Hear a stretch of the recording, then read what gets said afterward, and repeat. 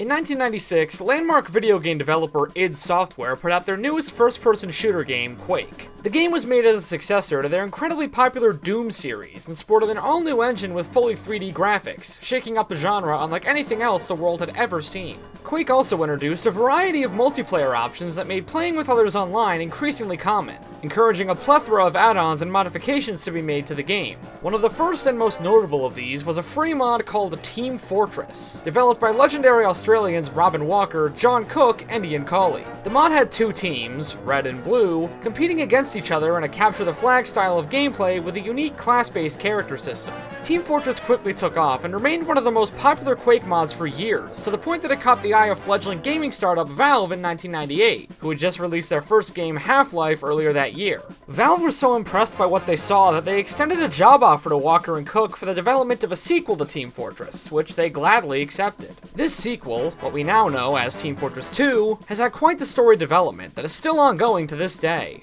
The road from TFC to TF2 is an interesting one to say the least, going through many delays, redesigns, and hiatuses to bring us the game we know today. In this video, we'll be going through every step of TF2's continued development, from pre-release to present day. This is the story of Team Fortress 2.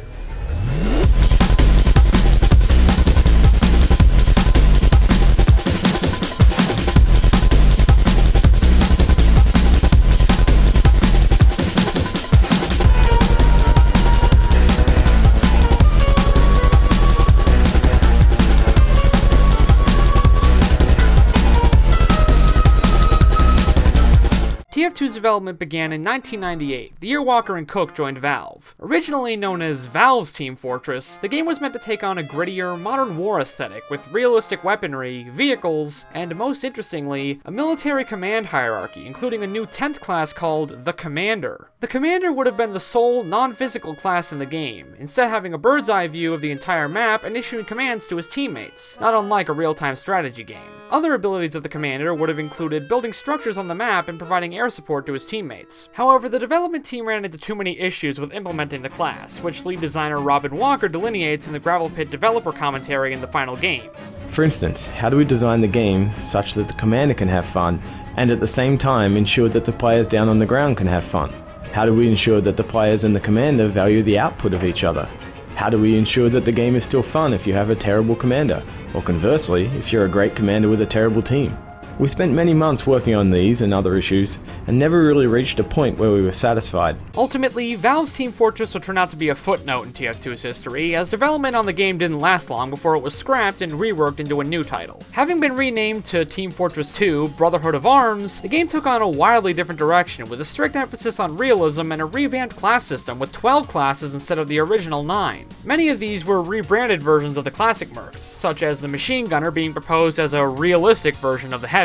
There were also 3 new classes planned on top of the old ones. The Commander, who functioned as mentioned previously, the Instructor, a tutorial character who would teach the player how to play the game, and the Officer, a special class who would increase his teammates' morale, boosting their accuracy and speed. Obviously, none of these made it into the final game. Additionally, the newfound focus on realism meant many beloved aspects of the original Team Fortress were planned to be cut. Rocket jumping, which originated as an unintended byproduct of Quake's physics engine, was completely axed, and weapons like the minigun were also planned to be removed due to not fitting the realistic atmosphere of the game. Brotherhood of Arms was originally planned for release in summer of 2000, but in June of that year, it was announced that Team Fortress 2 would be delayed indefinitely, mainly due to development switching from the Gold Source engine used for Half-Life to a new in-house engine known as the Source engine. And if I may interject a bit of personal opinion, I'm really freaking glad they didn't go with this direction. It just looks icky and not very fun or distinct, but I'm getting sidetracked. Following the announcement that the game would be getting delayed for a second time, Valve proceeded to go silent on the game for years, leading some to consider Team Fortress 2 vaporware. This metamorphosis was continuous throughout TF2's development. According to Robin Walker, Valve created around 3 to 4 different versions of the game before deciding on a final design.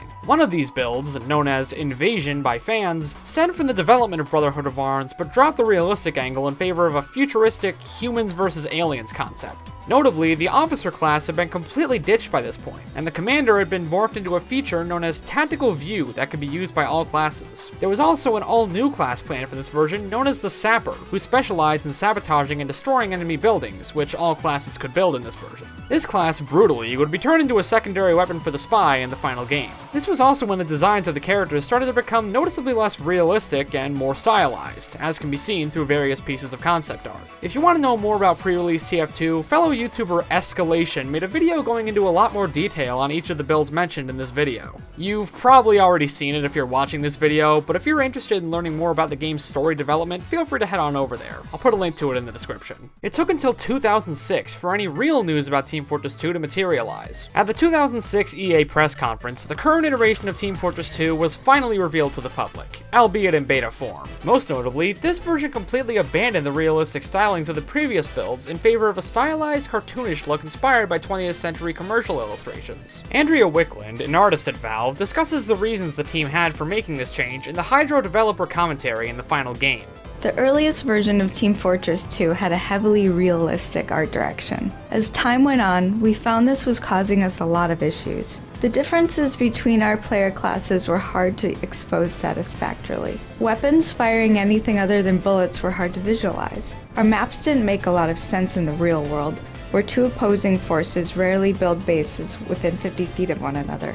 In addition, the game wasn't visually distinct from our other products. A stylized world had none of these problems. Another part of the new TF2 that was immediately eye-catching was its colorful and unique cast of characters, which were highlighted throughout the trailer. Even before people got the chance to get to know these characters, they stood out wonderfully both against their contemporaries and amongst themselves. This was a conscious design decision by Valve, to make each character instantly recognizable at a glance, as well as visually convey their playstyle and role on a team. One look at the Scout tells you all you need to know about him. He's a fast boy who can mess you up one-on-one with that gun of his, but can't take a lot of punishment and has to pick his fights. Conversely, the Heavy is a large, slow-moving figure with big numbers that you don't want to face head-on, but unlike the Scout, he can't retreat as easily. This design philosophy even extends to the finer details of each character's design. For instance, the Medic wears a white, flowing lab coat, both to make him easily distinguishable in a firefight and to make him stand out to enemies as a priority target. It's things like this that makes TF2's one of the most incredibly designed cast of characters in any game,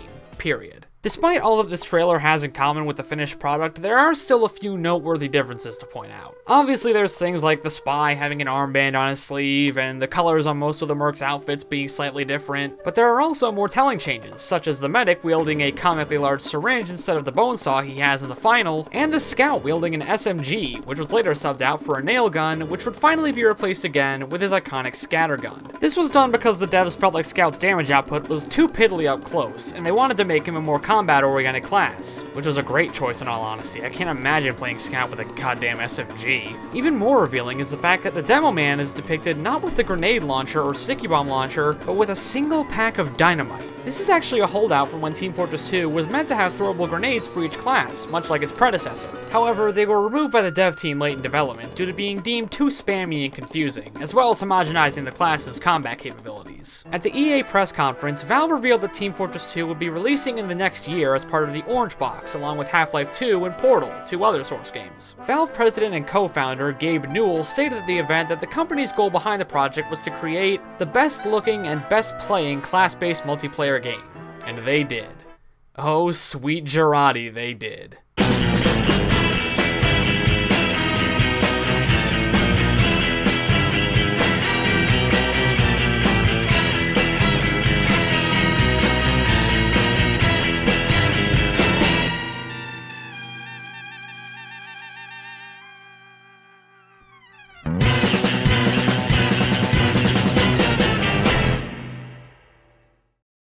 Welcome to Team Fortress 2.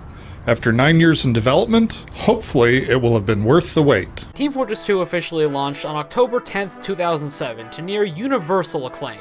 People immediately fell in love with its team-based gameplay, as well as its eclectic cast of characters as mentioned before. You have the fast-talking Boston Boy Scout, the patriotic and psychotic soldier, the mutant mysterious Pyro, the drunken bomb-lobber Demo Man, the jovial killing machine heavy weapons guy, the laid-back and mild-mannered engineer, the frankly insane medic, the relatively down-to-earth sniper, and the cold, calculating spy. The characters' plucky personalities are only accentuated by the timeless voices given to them, from Nathan Vetterline's unforgettable Scout out, to Gary Schwartz's iconic performance as the Heavy, to the late and great Rick May as Soldier. These performances give life to the game's notoriously witty writing, especially in the plethora of hilarious voice lines each character has. Scotland is not a real country. You are an Englishman with a dress. Do I smell soiled baby diaper? Pop quiz. How long does it take to beat a moron to death? Bam! Sorry, time's up. You're dead. I think it's prudent to explain a little bit about what each class does, just so the rest of this video makes sense for people who haven't played Team Fortress 2.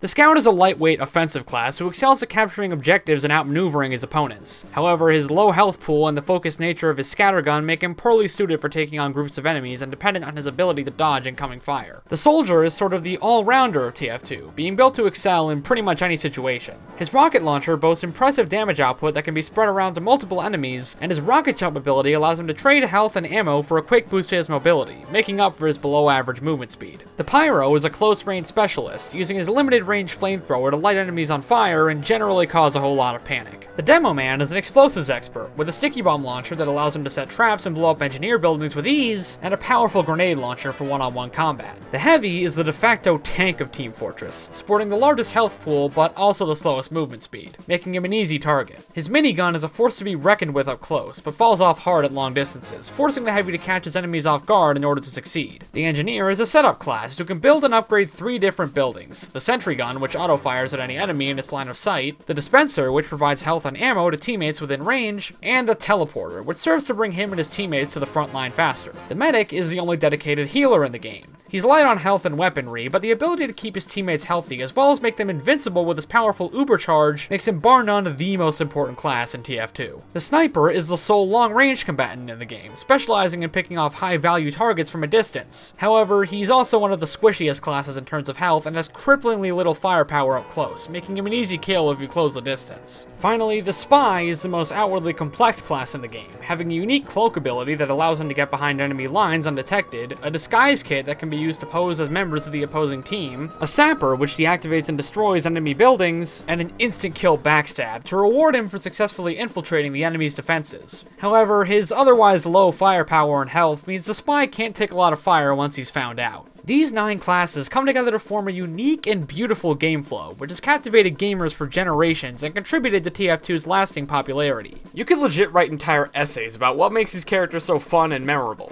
and people have, but I think that's a discussion for another time. But despite how much value people got out of the game at the time, it is somewhat eerie to look back on launch TF2 compared to what the game is today. There were only 6 maps in the entire game at the time, and their quality was generally middling at best. The Engineer couldn't pick up buildings. The Pyro couldn't air blast. The Spy could backstab people while invisible by cloaking during a stab. And that's to say nothing of things like unlockable weapons and cosmetics, which hadn't even been thought of yet. None of this is to say TF2 was somehow a bad game before all the updates, but looking back at how bare bones and lacking in features the game was at launch just goes to show how far the game has come in the years since. But I'm getting ahead of myself. Team Fortress 2 was an incredibly popular game right off the bat, and this was in no small part thanks to the likewise popular Meet the Team series of promotional videos released by Valve leading up to and after the release of the game. TF2 had no real story at launch, and it didn't need one beyond the glorified red versus blue conflict that drives the gameplay. So naturally, it fell to these shorts to introduce and flesh out the characters beyond what was seen of them in-game. The first of these, Meet the Heavy, was released on May 14th, 2007, nearly half a year before the release of the game. The short takes the form of an interview in which the Heavy discusses the finer points of his occupation. The video, of course, ends with the Heavy mowing down a group of enemies, laughing and taunting them along the way. Cry some more. One of the most impressive things about the Meet the Team shorts is how well they characterize each of the 9 classes. They all convey the personalities and playstyles of each character not only via their words and mannerisms, but even how the individual videos are paced and laid out. Taking Meet the Heavy as an example of this, the Heavy is extremely slow and straightforward, both in personality and in playstyle. He's a man of few words, who loves nothing more than spilling some tiny baby guts on the battlefield. So it makes sense that Meet the Heavy is not only the slowest, but also one of the shortest Meet the Team videos. The video itself being a subdued, quieter interview segment punctuated by a chaotic battlefield scene not only demonstrates the duality of the Heavy's temperament, but subtly represents the average experience of playing the Heavy. Lots of downtime with periodic bursts of loud excitement. Details like this are what contribute to the incredibly strong sense of characterization in these shorts, and I highly recommend giving them a watch after this video. The next Meet the Team short, Meet the Soldier, was released 3 months later on August 22nd. It centers around the soldier, seemingly lecturing his fellow mercs about the art of war, intercut with clips of the soldier himself on the field of battle. In the end, it's revealed that Soldier was not lecturing his teammates, but in actuality was barking at a bunch of severed enemy heads the whole time. Unless it's a farm! A stark tonal shift from the first two shorts, Meet the Engineer released only a few weeks later on September 11th, 2007. It features the eponymous engineer strumming his guitar and casually telling the audience about his job as an engineer, while a literal war is being fought by his machines around him. Hey, look, buddy. I'm an engineer. That means I solve problems. Not problems like what is beauty, because that would fall within the purview of your conundrums of philosophy. I solve practical problems. Hey, wait a minute, the engineer can't build multiple sentries, this video's fake! The final Meet the Team video of 2007, Meet the Demo Man, released on October 9th, one day before the release of the game itself. It features another interview segment, this time with the Black Scottish Cyclops himself, drunkenly rambling about his job as a demolitions expert. What makes me a good demo man? If I were a bad demo man, I wouldn't be sitting here discussing it with you now, would I? Like Meet the Soldier, this short is also interspersed with clips of the Demo Man going to work, blowing up blues and sentry guns without a problem. At this point, the blue team always getting mowed down in these videos was starting to become a bit of a running gag. Worth noting is this part, where the Demo Man bounces a grenade off of a wall and it explodes on contact with an enemy pyro, which doesn't happen in the actual game. This is actually an early behavior of grenades that was cut before the official release of the game, a fact which is humorously lampshaded by the satirical disclaimer on the closing screen.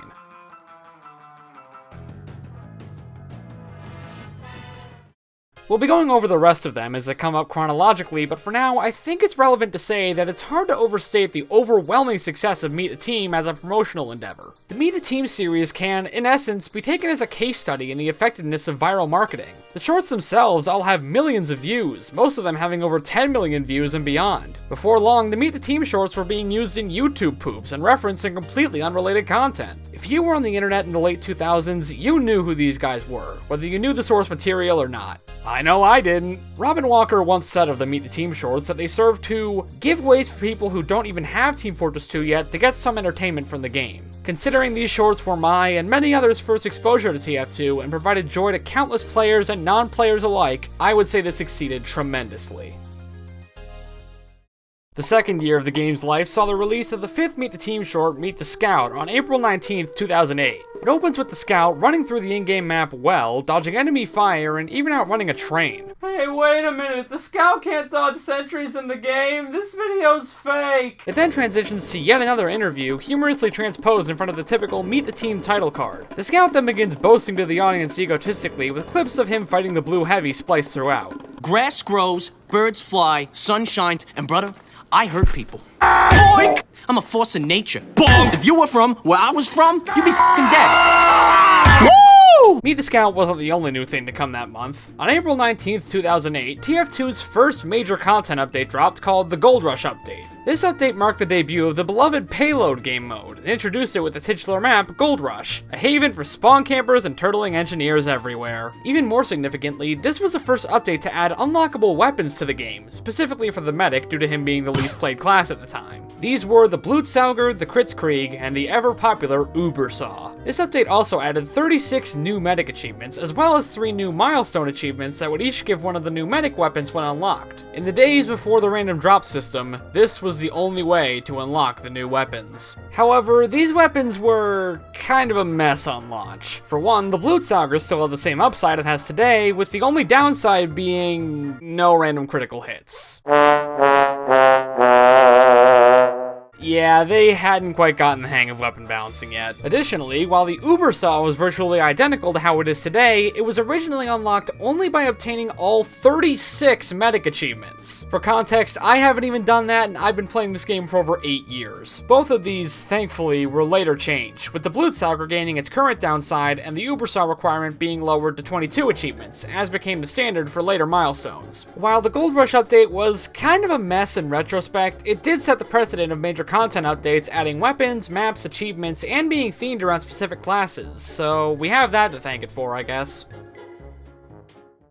On June 6th of 2008, a promotional message on the Steam store announced that the next TF2 update was nearly finished, and that it would be focused on the Pyro. It also revealed the next Meet the Team short, Meet the Sniper, which dropped the very next day on June 7th, 2008.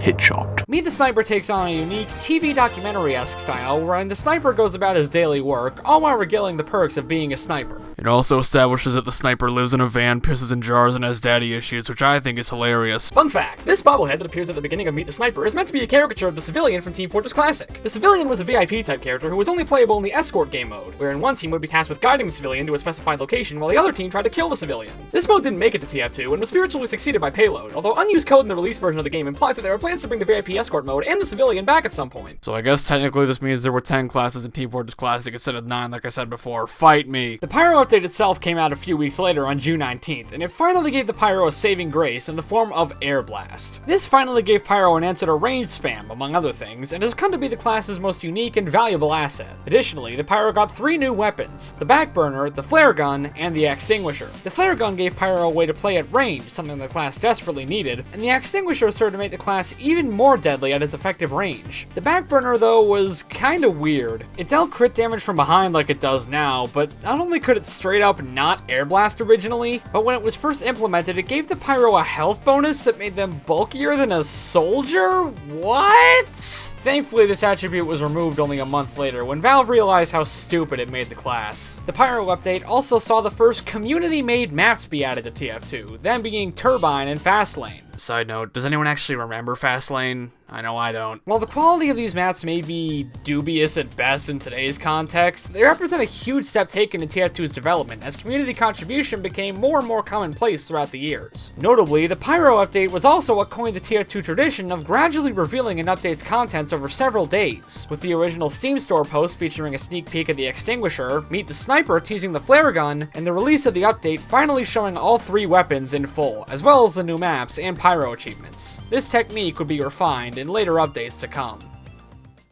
Speaking of which, August of 2008 saw the release of the Heavy Update. Sorry, a Heavy Update, as it was called. True to its name, the update promised a greater amount of content than any other update previously, with its reveals being split up between 6 days leading up to the release of the update. On day 1, the community map Steel was announced, which to this day stands out as one of the absolute best maps in TF2 due to the tactical variety afforded by the map's many paths and capture points. On day 2, the Killing Gloves of Boxing were announced, along with the new Heavy achievements. On day 3, a new Valve map was revealed, the beloved Badwater Basin. The map advertised more open spaces and less choke points than Gold Rush, making it much more popular right off the bat. Day 4 showed off the Natasha, a new minigun for Heavy which dealt less damage but had the ability to slow down its targets. Following the established trend of updates adding absolutely busted primary weapons, the Natasha's slowdown effect originally stacked with itself, causing enemies to come to a complete stop when hit with multiple bullets, which could happen at any range. Unlike the Backburner, however, this went for years without being changed. On day 5, Valve gave us a new game mode, the oft-forgotten Arena mode, which nobody plays anymore except on randomizer servers. To accompany this mode, they added 2 new maps, Lumberyard and Ravine, and also converted 3 existing maps into arena maps, Well, Granary, and Badlands, which had been unceremoniously added to the game via a patch earlier that year. Day 6 finally saw the release of the update, along with Meet the Sandwich. Yeah, meet the video about a sandwich, go figure. The video was shot almost entirely from within Blue Team's refrigerator, with only outside sounds providing context for what's going on. It features the Red Heavy somehow having infiltrated Blue Team's base, lumbering over to the fridge while the Blue Soldier and Scout try to stop him. Their efforts prove fruitless as he reaches in, takes out the titular sandwich, and dumps it, proceeding to go berserk on the 2 hapless victims. You call that breaking my spine? You red team ladies wouldn't know how to break a spine of my spine! Man, poor Blue Team. The video ends with a clever callback to Meet the Heavy, with Heavy standing in the exact spot he is at the end of that short, only eating his beloved sandwich instead of firing his gun. Sure enough, the sandwich was the last of the new Heavy items added during the update. The sandwich, being a consumable item that restores health, was added in order to make Heavy less dependent on medics, making it a mainstay of the Heavy's toolkit for generations to come. It also originally could not be thrown and had no cooldown, restoring 120 HP per jump instead of the full 300. Both of these have since been changed. Curiously, the sandwich's first appearance was actually way back in Meet the Scout, implying that the update was planned as far back as April of 2008. This would be far from the last time Valve would tease a future update in a previous one, but we'll come back to that. 2009 opened with the release of the Scout update on February 24th, which would again split its reveals up across 6 days. The first day revealed the Sandman, a new melee weapon for the Scout which traded his double jump for the ability to stun enemy players, even ones under the effects of an uber charge. This ability would prove to be very controversial in the years following its addition, up until its outright removal in 2017. Day 2 revealed 2 new community maps, Junction and Watchtower. Yeah, apparently there was a time when people wanted Junction in the game. Crazy. On day 3, the bonk Atomic Punch was revealed, a new consumable item that makes the Scout invincible and unable to shoot for a few seconds. The new Scout achievements were also revealed on this day. Day 4 revealed yet another community map, Egypt, as well as a large patch to Fastlane that heavily altered its layout. This meant that every map added in the update was a community map for the first time since the Pyro update. On day 5, the new Scout primary was revealed, the Force of Nature, alluding to Scout's monologue in Meet the Scout. The weapon advertised a unique knockback capability, which could even be used to repel the Scout in the air. The weapon's knockback also wasn't dependent on range or damage, meaning any enemy hit with even just a single low damage pellet would be sent flying. This was changed later that year. Finally, on day 6, the unlock order for the new Scout weapons was announced, as decided via democratic vote, and the update itself was finally released. On April 1st of 2009, Robin Walker made a post to the official TF2 blog titled A Sneak Preview of the Next Class Update. In it was a fictitious order form for Jarate, the jar-based karate, advertising the ability to throw one's bodily fluids at people to, and I quote, wreak havoc on your opponent's mental state, psychological well-being, and trust in the goodness of his fellow man, harkening back to Sniper's habit of pissing in jars as established in Meet the Sniper. Due to the date of the post and the overall juvenile subject matter, many presumed the post to be a joke, but the very next day, another blog post was made, confirming that the next class update was, indeed, to be about the Sniper. It took another month for the update to come about, when in May of 2009, the Sniper update finally began. The first day revealed the Huntsman, a close-range alternative to the sniper rifle that had been teased a few days prior in a blog post. According to the post, the Huntsman was added as a way to encourage snipers to get a bit closer to their targets, in response to player frustrations with getting killed by snipers outside their area of engagement, which I don't know why their idea was to add an optional unlock instead of reworking the class in that case, but alright. A new game mode was announced on the second day, Payload Race, along with its first map, Pipeline, and 2 new arena maps, Sawmill and Nucleus. Man, they were really gung-ho with this whole arena thing, huh? On day 3, the update revealed the Razorback, a new secondary which finally gave Sniper a much-needed answer to the spy's backstab. But then, as if on cue,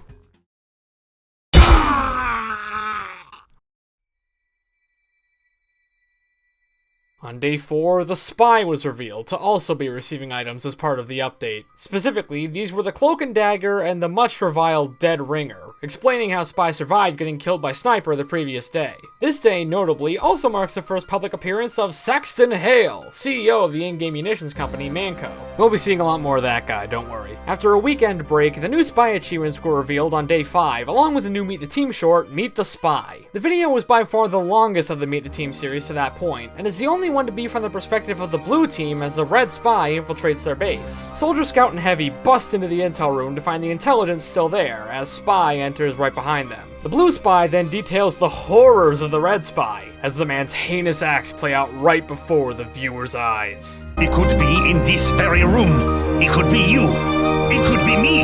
It could even be... Whoa, whoa, whoa! Whew. Good thing friendly fire isn't a thing in the actual game.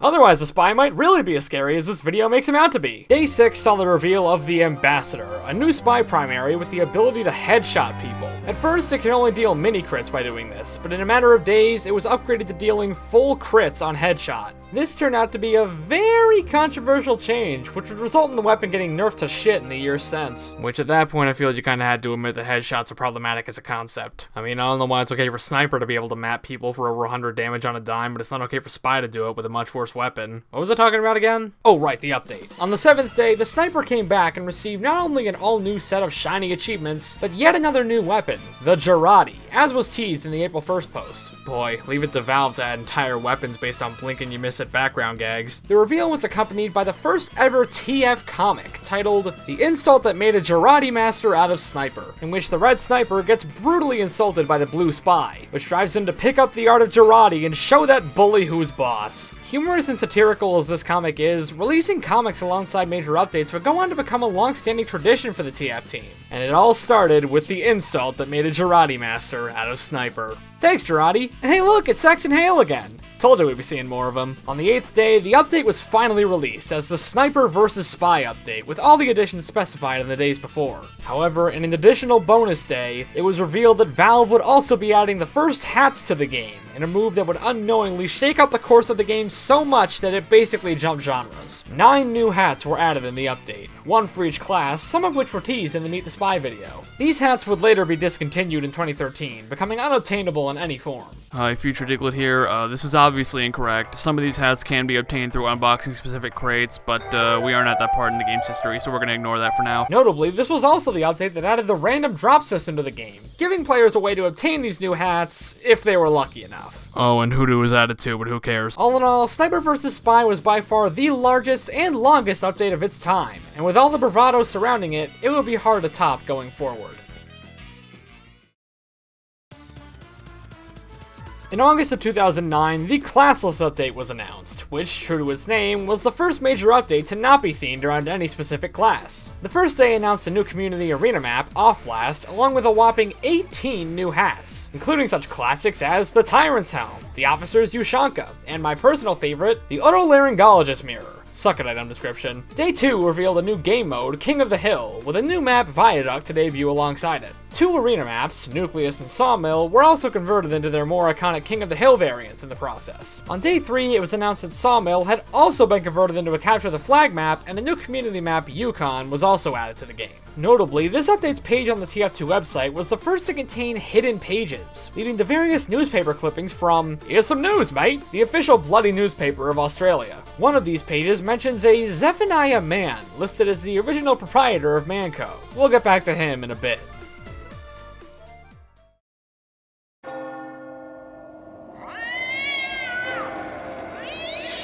Hold on to your hats and get ready for a spooky holiday surprise! In October of 2009, TF2's very first Halloween update was announced and released, titled The Terrifying Team Fortress Halloween Special. In terms of in-game content, it added the community map Harvest to the game, as well as its Halloween equivalent Harvest Event, which introduced a variety of Halloween-exclusive mechanics such as ghosts, Halloween pumpkins, and pumpkin bombs. It also added 5 new Scare achievements, 2 of which unlocked each of the new hats. The infamous Ghastly Gibbous, and the first of many Halloween restricted cosmetics, the mildly disturbing Halloween mask. Yeah, TF2's first restricted cosmetic was a goddamn paper bag. The Ghastly Gibbous in particular was originally distributed via a hidden page on the TF2 website, but following this period, it could be earned simply by dominating another player wearing the hat, making it one of the most common cosmetics in all of TF2. While that pretty much covers the in-game additions, this update also brought the first real lore details to TF2 via 2 more hidden pages on the website. One of them depicts the last will and testament of Zephaniah Mann, which introduces several important characters for the very first time. It includes the aforementioned Zephaniah Mann, an English businessman who bought almost the entire state of New Mexico at his son's behest before succumbing to various illnesses, Elizabeth, his maidservant to whom he left what remained of his fortune, Barnabas Hale, his close friend and ancestor to Saxton Hale, to whom he left complete control of his company, and Redmond and Blutarch Mann, his 2 rivalrous sons to whom he left nothing but the useless land he had purchased, which they were to share in partnership.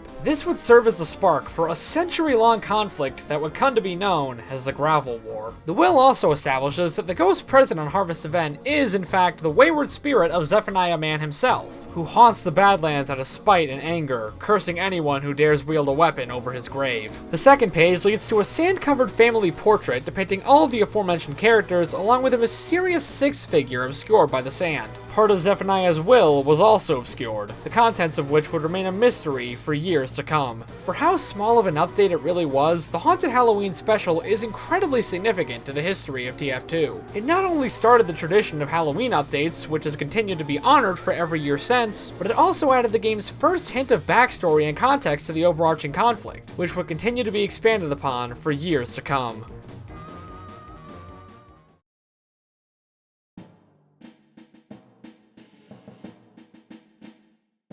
In a patch released on December 7th, 2009, a new batch of administrator lines were added to the game that weren't mentioned in the patch notes. These lines would specifically play when a soldier and a demo man were being played on opposing teams, and they made repeated reference to friendship and betrayal. Alert! A friendship has been detected and will be eliminated. Betrayal will not be tolerated. These new voice lines turned out to be foreshadowing the themes of the upcoming update, and 2 days later, on December 9th, 2009, a new comic was released in which the administrator and her assistant, Ms. Pauling, discovered that the blue soldier and the red demo man had become best friends. The administrator, fearing that this would get in the way of their work, decides to pit the two against each other in competition, offering weapons to both sides in an attempt to goad them on in conflict. The comic would continue over the next several days, alongside the reveal of the last update of 2009, the War Update. As the comic implies, this was another Versus update, this time between the demo man and the soldier. Unlike Sniper vs. Spy, however, this event featured an actual in-game competition between the demo man and the soldiers. Each time a soldier or a demo man player scored a kill on the opposing class, a counter would tick up, with the class that scored more kills on the other receiving something special on the day of the update. This competition ran for a week, lasting from December 10th to December 17th, and a running tally of the total kills scored by each side was posted on each day of the update. The competition itself was announced on the first day, and on the second day of the update, another complimentary competition was announced called the Propaganda Contest. Here, users were tasked with designing propaganda posters supporting either the blue soldier or the red demo man. The posters were to be submitted through a submissions page on the Propaganda Contest website, and the top 3 artists as judged by Valve would receive unique in-game items, as well as a certain number of points for their side in the war. Valve also recognized a plethora of runners-up in the competition, awarding them such illustrious titles as Most Incorrect Statement, Most Inevitable Incorporation of Urine, and Most Convincing Argument for Learning How to Contract by 1 Pixel in Photoshop. The Propaganda Contest received over 11,000 submissions, and it ended up making the difference in the final result of the war. On day 3 of the update, the in-game mechanic crafting was announced, allowing players to create weapons and hats out of spare materials. The system was added in response to constant complaints about players' inventories being filled up with useless items, so as to finally give people something to do with items they had no need for. The third day also featured a hidden newspaper article about a monkey knot named Poopy Joe, who tragically died in an explosion. We'll get back to him later. Day 4's newspaper was specifically from the perspective of the demos, with the tongue-in-cheek caption, "Beginner's luck about to run out," and "World's easiest class slightly ahead," referencing both the current standings of the war as well as Soldier being a class designed for beginners. 2 new Demo Man weapons were revealed on this day, the Eyelander and the Charge and Targe, which replaced Demo Man's sticky bomb launcher and transformed him from an area denial-focused explosive powerhouse into an aggressive melee machine that would later come to be defined as a unique subclass called Demo Knight. Fun fact, if you think the Charge and Targe's resistances are annoying now, consider that at launch it resisted 65% of explosive damage. Things can always be so much worse. Day 5's newspaper was written from the perspective of the soldiers, this time with the caption, "Most overpowered enemy of all time still finds way to lose, complain," poking fun at the common complaint in the community of the Demo Man being too powerful. Some things never change. The soldier weapon revealed on that day was the Direct Hit, a high-precision alternative to the rocket launcher designed for soldiers who, quote, "have mastered the art of shooting at their targets instead of vaguely near them."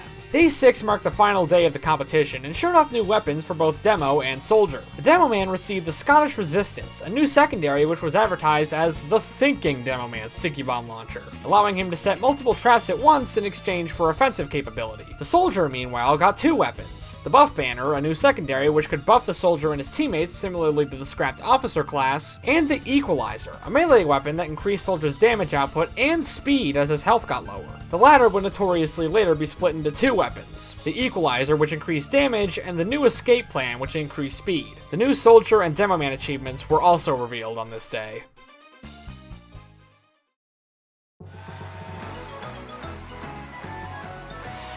The competition finally ended, and the update was released on December 17th, 2009, when the Soldier was announced as the winner of the war. As a prize, he received a new secondary, the Gunboats, which replaced his shotgun in return for a significant reduction in rocket jump damage. They remain a perennial favorite of Soldier mains to this day, and sometimes I wonder what the world would have been like if Demo Man had won the war instead. The new Valve maps Gorge and Double Cross were also released on this day. With the release of the War update, every class in TF2 now had an update centered around them except for one, the Engineer. A blog post on March 2nd of 2010 casually confirmed the next class-centric update would be about the engineer, while also talking about a scrapped engineer building concept, the repair node. The repair node would have automatically repaired other buildings in its vicinity until it ran out of energy, upon which it would stop and regenerate, giving attackers a window to strike. The node aimed to fix the perceived issue that Engie couldn't stray too far from his base. However, playtesting found that the node added more issues than it solved. They realized how vital the dispenser and teleporter were for the game's pacing, and giving up one or the other often made the engineer seem less friendly in the eyes of his team. Due to these issues, the repair node was scrapped, and the concept of a replacement for the dispenser or teleporter was never revisited again.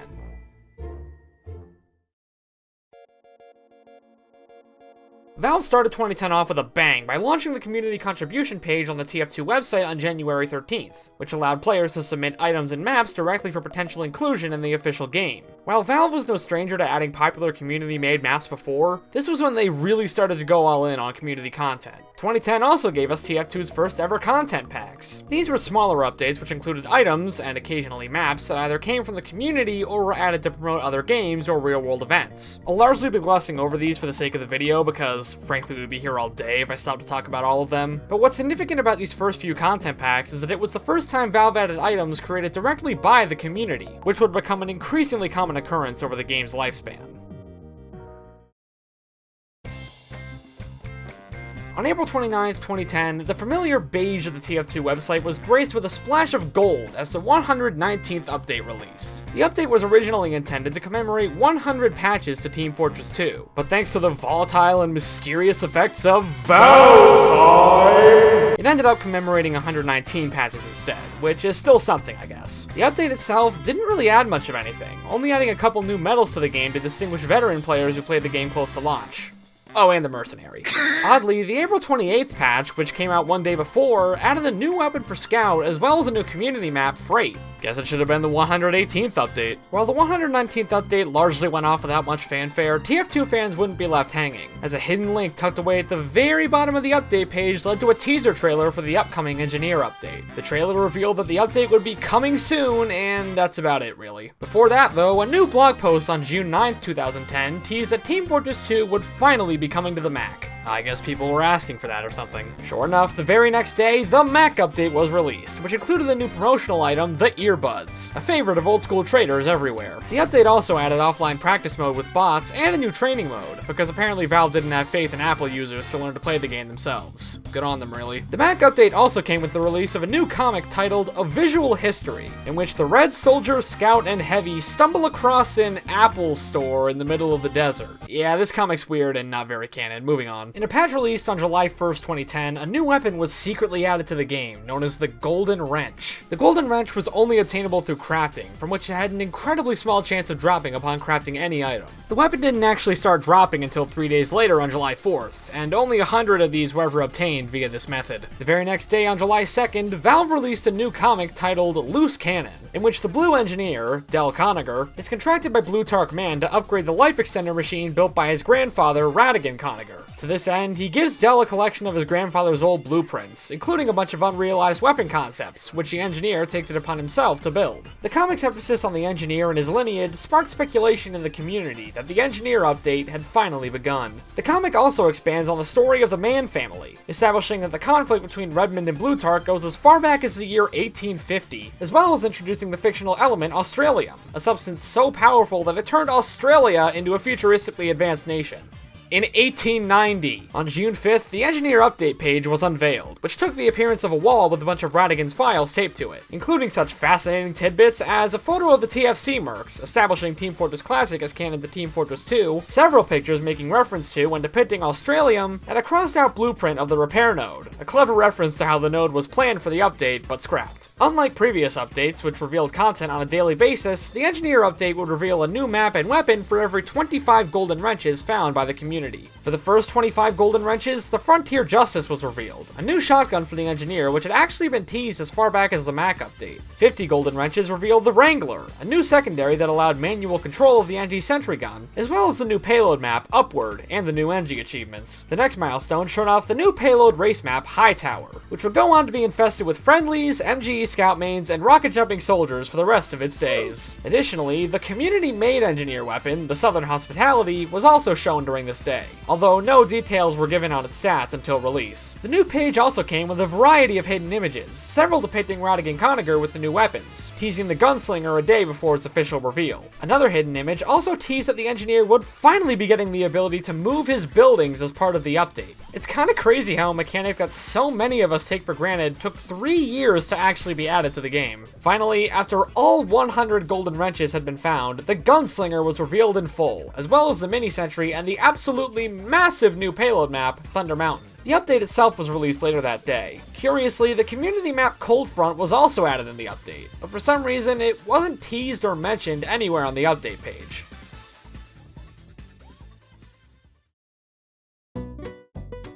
Before the next update, Valve hosted the first, and only, hat describing contest, wherein users of the now non-existent Steam Users Forums were tasked with coming up with descriptions for over 50 different hats. The main goal of the contest was to create a way for people to contribute to the game who weren't well versed in coding or computer modeling. The contest lasted from August 24th to August 27th, and the winning descriptions as judged by Valve were added to the game at a later date. I really wish Valve would hold another one of these, honestly. There are plenty of hats that are just begging for quality descriptions, and there'd probably be a ton of interest for it too. I mean, just think of all the funny descriptions people could write for stuff like the Mario hat, or the Belmont hat, or the banana hat. The Manconomy update of September 2010 is arguably one of the most pivotal patches in the entire game's history. This is in large part due to its addition of the game-changing new service, the Manco Store, an in-game microtransaction system that allowed users to purchase in-game items with real-world money. Interestingly, the Steam Wallet feature was also introduced the same day, seemingly to accompany the new Manco Store.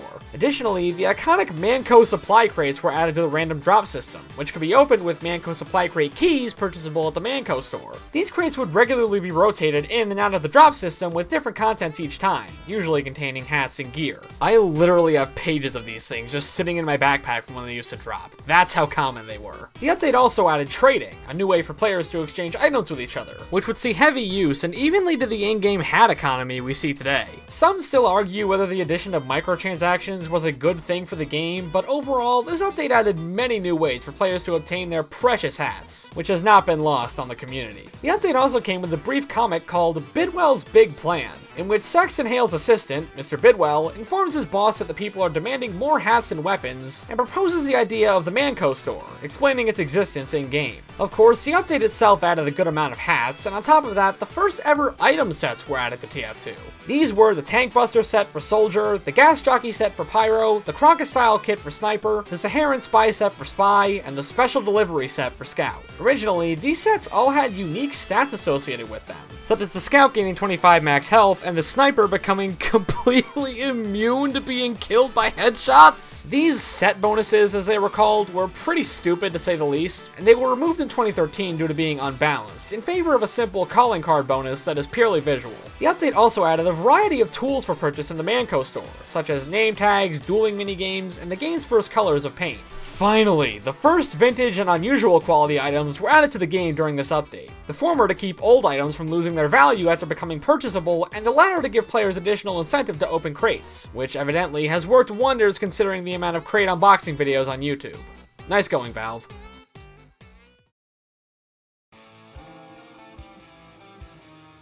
Halloween came around again, and just like the year prior, a spooky new update came to Team Fortress 2. This one called the Second Annual Scream Fortress Haunt Dead Halloween Special, more commonly known as just the Scream Fortress update. Added in this update was the new map Mountain Lab, along with its Halloween version Man Manor, which were specifically added as winners of the Art Pass mapping contest that had been held by Valve and TF2Maps.net earlier that year. Along with these maps came TF2's first Halloween boss, the Horseless Headless Horseman. The Horseman would spawn periodically at the last capture control point on Man Manor and wreak havoc on the surrounding players until he managed to be killed. Upon death, the Horseman would drop the Haunted Metal Scrap for any player credited with the kill, which could be used to craft a variety of Halloween-exclusive cosmetics that were added during the update. One of the new cosmetics was the new Ghastlier Gibbous, a new form of the Ghastly Gibbous adorned with an emblem similar to the one on the Horseless Headless Horseman's belt buckle. 4 new Ghost achievements were also added, specifically relating to the new maps and cosmetics. Interestingly, the update page for this event featured a grave for a Silas Mann,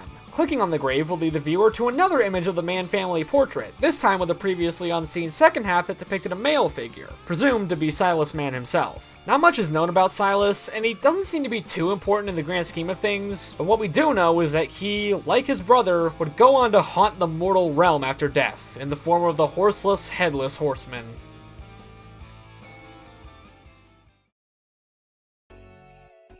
2010 also brought TF2 its second holiday event. The Australian Christmas update, released on December 17th, reveals the story of a figure known as Old Nick, who kidnaps naughty Australian children and drags them to the South Pole to be his slaves. This doesn't actually have anything to do with the story, I just thought it was kind of funny. As far as in-game content, the update added a handful of cosmetics and weapons, some Christmas-themed, some not so much, as well as the first holiday-themed crates and keys containing these new items. The update also came with 3 new item sets for classes that didn't have them before: the Expert's Ordnance set for Demo, the Hibernating Bear set for Heavy, and the Medieval Medic set for Medic. Notably, none of these sets came with set bonuses, unlike the ones that shipped with the Manconomy update. The update also added map stamps, a way for players to directly support community map makers, as well as a new game mode called Medieval Mode, which is basically like regular TF2, but without all the spam. Unfortunately, this mode was basically abandoned after this update, only having one official map to its name, but it's honestly really fun, and something that I think every TF2 player should try at some point. Plus, it finally makes Medic into the power class he was always meant to be.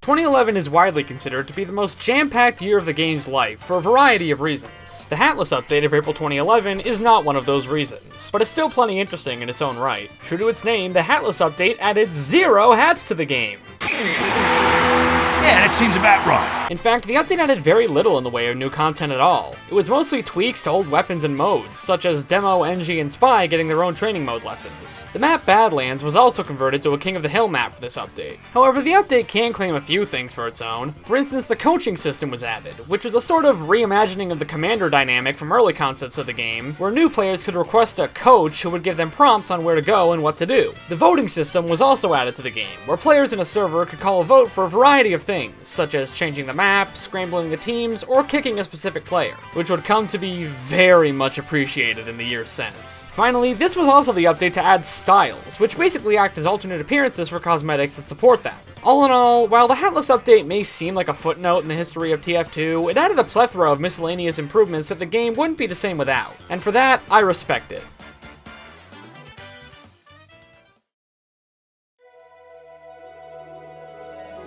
The Replay update. Where would we be without this? As the name implies, the star attraction of this update was replays, which allowed a player to record their most recent life, edit it to their liking, and even upload it to YouTube when they were done. I remember uploading a few replays of my own way back in the day, although sadly they aren't available on this channel anymore. The update also came with a new comic, Meet the Director, which introduces the eponymous director, a filmmaker hired by the administrator to spy on the mercs under the guise of a PR stunt. It's an interesting comic that gives a bit more context to the Meet the Team videos, even referencing how they're always seemingly from the perspective of the red team. In the end, the mercs find out about the administrator's scheme, and the director is presumably killed, setting up into the first annual Saxy Awards, a competition to see who could produce the most epic TF2 replays. The contest had 20 categories featuring impressive kills, funny kills, and of course, ragdolls.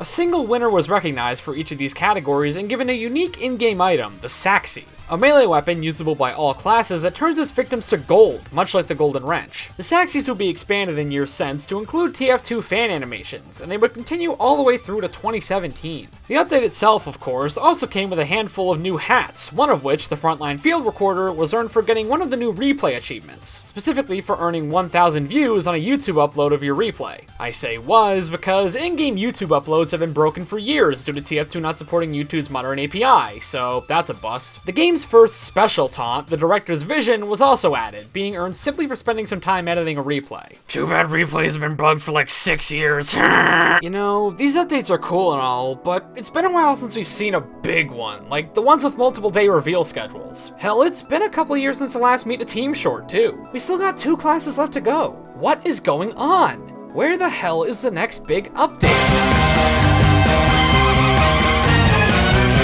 Ask and you shall receive. June of 2011 brought us the Uber update, touted by Valve as the biggest, most ambitious update in the history of Team Fortress 2. And arguably, it still holds that honor to this day. The update's reveals were split into 4 days, with each of them having distinct names. On Mobster Monday, 2 new item sets were revealed. The Black Market Business set for the Heavy, and the Man of Honor set for Spy. The payload map Barn Blitz was also revealed. Timbuck Tuesday announced 3 more item sets. The Lawrence of Australia set for Sniper, the 1001 Demo Night set for Demo Man, and accessible via a hidden page, the #1 fan set for Scout. World War Wednesday showed off 2 soldier sets, the Airborne Armaments and the General's Formals. A new Pyro secondary, the Detonator, was also revealed on a hidden page. By this point, the update was starting to look pretty standard. Just a bunch of neat item sets, nothing all that special, right? That all changed on Thursday. Yeah, this one didn't have a name for some reason, but it didn't need a name, because it was the day that the legendary Meet the Medic short was finally unveiled. Both the longest and the most popular Meet the Team short to date, Meet the Medic is nothing short of epic. It opens with the Red Medic going to work on his teammate Heavy, specifically testing an experimental treatment with a prototype medigun. Despite some disturbing bodily gaffes, the machine works tremendously, with the medic stepping out onto the battlefield to test it on his wounded teammates. What happens next may well be the most legendary moment in all of TF2.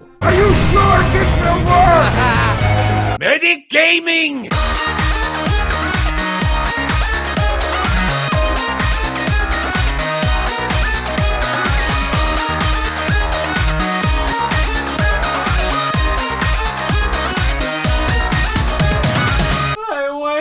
You can't use stock Uber with the quick fix in the game. This video's fair. Thought I'd never be rid of that guy.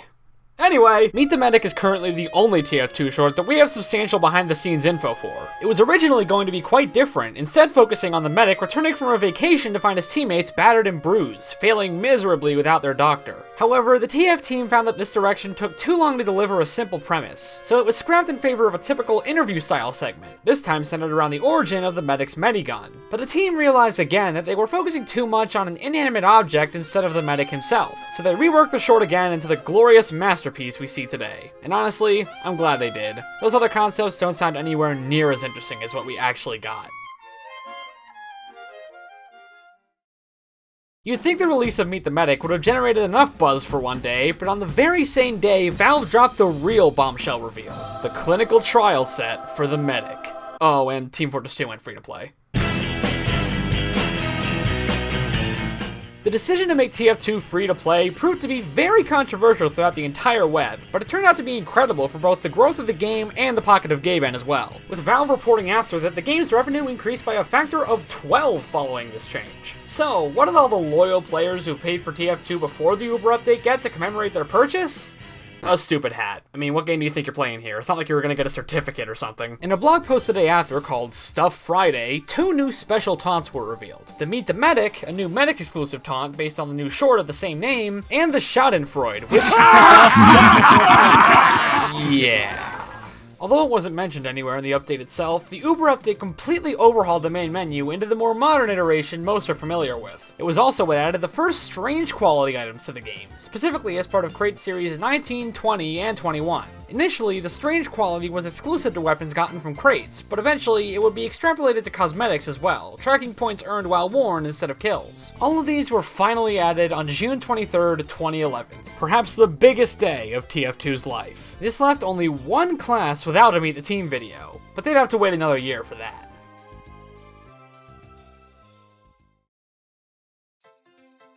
On October 13th, 2011, the Maniversary update and sale was announced to commemorate the 1-year anniversary of the Manco store. The sale included a markdown on nearly every item in the store that ran all the way through the 17th. So, what did the update itself add? Hats. Lots and lots of hats. But that wasn't all they added. It also added the Swashbuckler swag set for the Demo Man, a personal favorite of mine since it makes him look like a pirate. Additionally, the High Five taunt was added, which was advertised in a 1-page comic called Hey Sniper, in which the Red Sniper finally learns how to celebrate with his friends non-violently. For some reason, this comic isn't listed on the TF2 comics page, even though the Girardi comic from Sniper vs. Spy is. The community map Gully Wash was also added to the game officially, which... hooray! Most significantly, however, this update was when Valve phased out the Contribute page on the TF2 website in favor of the game's Steam Workshop page, through which users can submit their own weapons, maps, cosmetics, and more. Every player who logged in during the sale was also given a Maniversary package, which opened to give them a shitty paper hat. It's limited edition though. There were a handful of other things added during this update, such as decals and multiple cosmetic slots, but this isn't the Maniversary update video, so in the interest of time, we're just gonna move right along.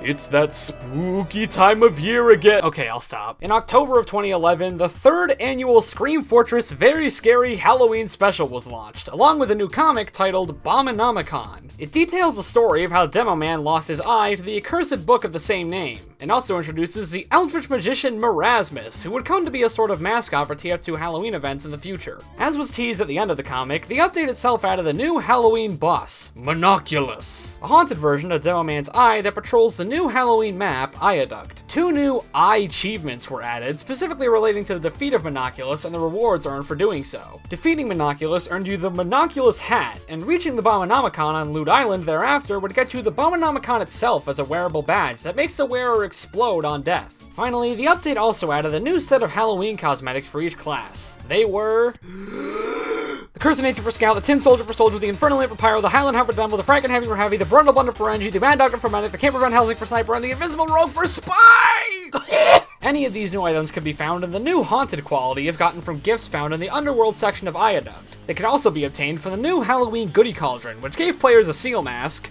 oh god, and a random piece of one of the new costume sets. A handful of non-Halloween restricted, but still spooky cosmetics were also added in the update, including another new version of the gibbous, the Ghastlier-est gibbous, which was like the Ghastlier gibbous, but with a cute little Monoculus resting on a pool of blood inside the hat.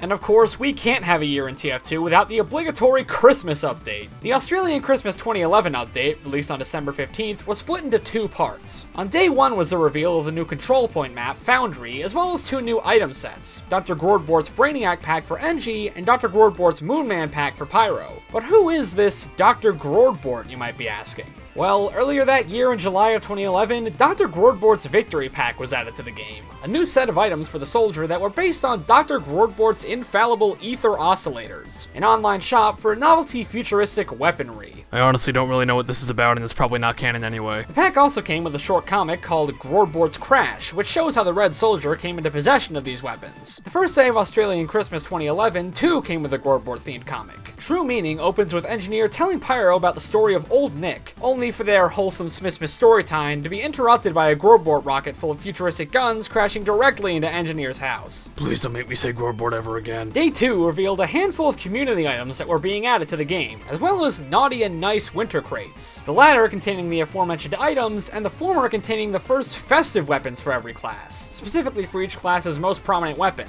And Scout's bad for some reason. This day also came with the release of another comic titled A Smithmas Story, which depicts Soldier and Scout being sentenced to community service as a mall Santa and elf duo after blowing up a mall Santa training facility. This comic also marks the first actual appearance of Old Nick, who is brutally killed by a child in the same issue. 2012 is generally agreed to be the last truly great year of the game's life, and is also the year that yours truly first started playing. The game was mostly quiet for the first half of the year until July 19th, 2012, when the game was mysteriously updated with no patch notes. The patch did nothing other than add a series of seemingly useless and random items to the drop system, such as a damaged capacitor, a banana peel, and even a goldfish. The very next day, another undocumented patch added a unique attribute to the Eliminating the Impossible set for the medic, which was stated to reduce mystery solving time by up to 88%. Equipping the set caused the descriptions of the aforementioned items to change, becoming sentence fragments with random characters removed. When deciphered and put in the right order, these fragments came together to form a quote from the Adventures of Sherlock Holmes. Think of the deeds of hellish cruelty. The hidden wickedness which may go on, year in, year out in such places, and none the wiser. By this point it was obvious to most that something was going on, most likely pertaining to the next major update. Yet another undocumented patch on June 21st added the ability for players to craft 2 banana peel items together, which did nothing other than produce a fake error message with an error code that varied from player to player. These error codes were actually hexadecimal codes, the data of which corresponded to 8 previously undiscovered image files containing unique QR codes. The codes each led to a different image on the TF2 website, which, when stitched together, revealed a transcript for a Senate hearing featuring Sexton Hale regarding the death of Poopy Joe. There he is, I told you he'd come up again! Here it's established that Manco was directly responsible for the Monkey Knots crash, as well as the disappearance of the US government's entire reserve of Australium. On the 4th day of the ARG, a blog post was made to the TF2 website written by the Pyro, in his typical speech pattern of muffled grunts. By replacing the long words with dashes and the short ones with dots, a single word was revealed in Morse code: Monday. Sure enough, on Monday, June 25th, the Pyromania update was officially announced, with 3 days leading up to the release of the final Meet the Team short, Meet the Pyro. The first day revealed the new Special Delivery game mode, along with its debut map, Doomsday, which reenacts the maiden launch and subsequent death of Poopy Joe. Additionally, a secret banana peel at the bottom of the Pyromania hub page led to a series of files related to the ARG. This included the Senate hearing uncovered within the ARG, along with a new, largely redacted conversation involving the administrator, explaining to the senators what she plans to do with all the Australium. These answers remain unknown to this day, but judging by the senators' reactions, they were apparently quite disturbing. On a lighter note, a crushed can was added to the bottom of the page on the second day, leading to a 2-page excerpt from a Susian story called Soldier Needs a Home, depicting Soldier on a quest for a place to live after being kicked out by his roommate, Marasmus. On the day 2 page, 3 new community-made item sets were revealed: the Public Enemy set for Scout, the Urban Professional set for Sniper, and the Dumpster Diver set for Soldier. New information was also released on the new community-made pyro weapon, the Scorch Shot, teasing its appearance in Meet the Pyro. The next day, the long-awaited short itself finally dropped. For years, questions and speculation have been thrown around regarding the Pyro's identity and nature. Is the Pyro a boy or a girl? What do they look like under that mask? Who is their insurance carrier? Do they have a license for that flamethrower? And what the hell is a Phlogistinator anyway? All of these questions and more finally had the chance to be answered with the release of this video.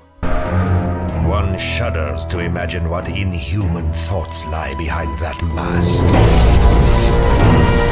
What dreams of chronic and sustained cruelty.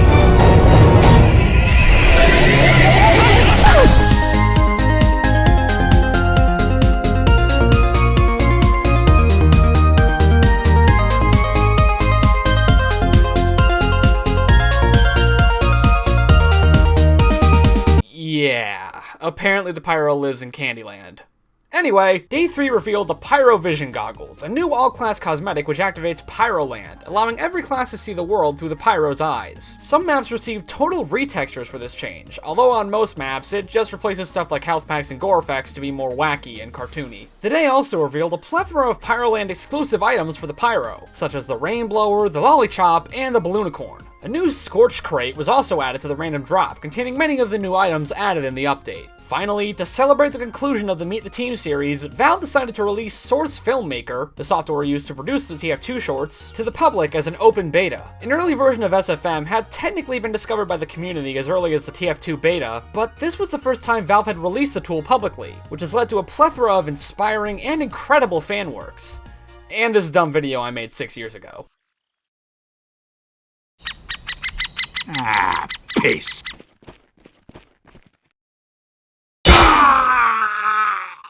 Pyromania was a monumental event to be sure, but unknown to the player base at the time, it was just scratching the surface of what Valve had planned that year. For something even bigger was on the horizon, something that had been hinted at for years. The unresolved will of Zephaniah Man, a curious collection of robot heads in the Engineer Update trailer, a diagram of a robotic scout on the Engineer Update webpage, hidden rooms on Doomsday and Foundry, both containing blurred pictures of robots, among other mysterious objects hinting towards a future campaign. All of these things would finally be resolved in August of 2012, when the second of TF2's major ARGs began. August 10th, a bloodstain appears on the TF2 website. Clicking on it leads to a hidden page depicting the birth certificate for Zephaniah Man's children, revealing the existence of a previously unknown third man brother named Gray. On the same day, some mysterious tank-like vehicles appear in the distance of certain in-game maps. August 11th, a second bloodstain appears on the site, this time leading to the unobscured will of Zephaniah Man. Apparently it took 3 years to wipe away some sand, revealing that Gray Man was still alive at the time of writing and threatening to blackmail his father for his entire supply of Australium. An in-game patch released on the same day made the barely melted capacitor from the Pyromania update equipable, and using the high five taunt with a player who had the capacitor equipped would print a nonsensical walks into a bar joke in the in-game chat. These jokes, as it turns out, actually corresponded to class-specific strings of data that were added to the item schema in the same patch. Various community members came together and discovered that the item names listed in the jokes were mapped to specific hex codes, which outputted a different file format for each class. Scout, Pyro, Heavy, and Medics codes led to PNG files containing QR codes, Soldiers to a BMP file with its own QR code, Demomans to a zip file containing ASCII art, Engineers to a block of C++ code outputting text, Snipers to a MIDI file containing Morse code, and Spies to a KeyPass database that needed a password to be cracked. Each of these files outputted a different word, which could be converted to hex using a PGP word list. The password to Spies KeyPass file turned out to be every previous file's hex values in order, and if you're confused by all this, so am I barely even know what I'm typing right now. It's a miracle that the community managed to solve this mess in only 12 hours. Anyway, the spy file contained yet another QR code, which, when combined with all the other QR codes, led to an image containing a specific crafting recipe of 8 items. When this recipe was fulfilled, a system-wide alert was displayed to all in-game players that a new comic had been released. The next day, a blog post was made commemorating the community for their efforts, containing a link to the comic itself. Blood Brothers. Redmond and Blutarch Man, their life extender machines failing, decide to meet in the Alamo, which is now stationed in New Mexico, to call a truce. However, it's revealed that the one who proposed the truce was none other than their long-lost brother, Gray Man, who was raised by eagles and apparently had the ability to speak from birth, much to the horror of his father. Over the past 150 years, Gray had been building his empire in secret, hoping to reclaim his father's fortune and company. Having heard enough of their endless drivel, Gray decides to kill his 2 brothers, his sights set on Manco. The Gravel War was at an end, marking the beginning of a new conflict, the Robot War. This was the setup for Man vs. Machine.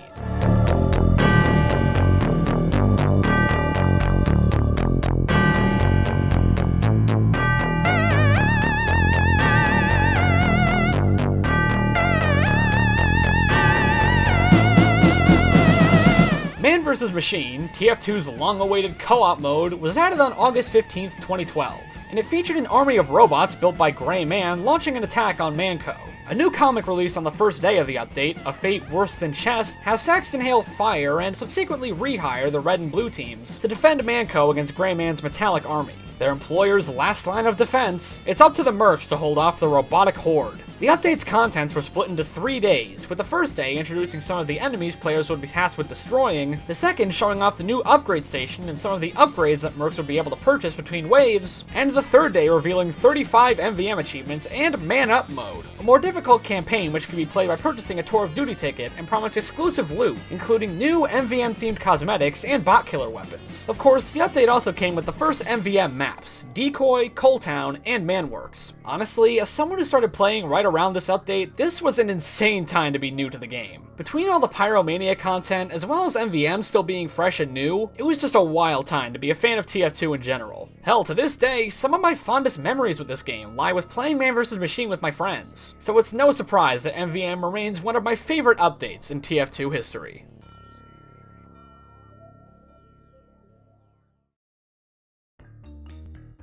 Speaking of my all-time favorite updates, the 4th annual Spectral Halloween Special of October 2012 is not one of them, but it does hold a special place in my heart as the first Halloween event that I personally experienced. The update was teased a few days prior to its release when the spy's portrait on the TF2 website changed to appear undead. Clicking on it brought the viewer to a page from a newspaper called The Two Fort Reader, including an ad for a WizardCon 1156, advertising an appearance from the terrifying wizard himself, Marasmus. The next day, a new comic was released titled Doommates, in which Marasmus comes back from WizardCon to find Soldier defiling his house and infesting it with raccoons to the point of it legally becoming a raccoon sanctuary. Marasmus, enraged by the circumstances, vows to kill Soldier and everyone he loves. This led into the release of the update 2 days later, which added the new Halloween map Ghost Fort, featuring Marasmus himself in his first in-game appearance as a boss. Marasmus's behavior is generally a lot more varied than either Monoculus or the Horseless Headless Horseman, ranging from casting offensive spells to turning into into a game of prop hunt for a few seconds, making him the most advanced Halloween boss by a considerable margin. Along with Marasmus came 2 Necro-Man achievements, jeez, I really had to stretch for these Halloween achievement names, pertaining to the defeat of Marasmus, which would earn the player one of the new cosmetics, the Skull Island Topper. Additionally, this was the first Halloween update to add multiple maps to the game,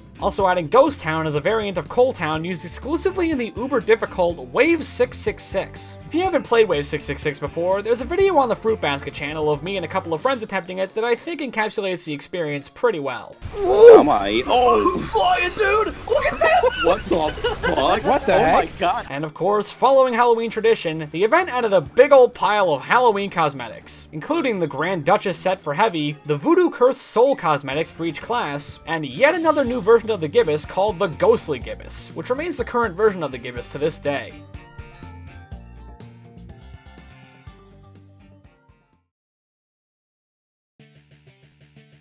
The end of 2012 came with not the typical Smithmas update, but with the first post-launch MVM update called the Mecha Update. This update, among other things, added the Mecha Engineer to MVM, accompanied by a sprawling new map, Big Rock, for it to play around on. A new comic was also included with the update titled The Shadow Boxers, wherein Soldier, Heavy, and Ms. Pauling attempt to infiltrate Greyman's ranks by dressing up as robots. It doesn't work. Keeping with holiday tradition, the update added a new series of winter-themed cosmetics and festive weapons, along with the new naughty and nice crates containing them. The update also added a bunch of Adult Swim-themed cosmetics based on shows that were airing on the network at the time. This was apparently part of a planned partnership deal between Valve and Adult Swim that would have included the full SFM animated series for Team Fortress 2, but whatever these plans entailed never materialized. Finally, the update added Mark II bot killer weapons as rewards for the new Mecha Engine campaign, and 3 all-new weapons, the Vaccinator, the Rescue Ranger, and a personal favorite of mine, the Loose Cannon. I didn't need your help, you know. We can't go into 2013 without mentioning something important. Starting in 2013, Valve began releasing a new series of TF comics that, for the first time, weren't tied to any major update. I won't be summarizing these comics because it would take way too long, and frankly, it'd be a disservice of me to deprive anyone of the opportunity to experience them firsthand, but what you need to know is that they depict the conclusion of the Robot War and what happens to the mercs and employees of Manco afterward. What's worth paying attention to here are the release dates of each comic. Comic number 1 came out on August 28th, 2013. Comic number 2 on December 4th, 2013. Number 3, April 2nd, 2014. Number 4, October 2nd, 2014. Number 5, August 31st, 2015. Comic number 6, January 10th, 2017.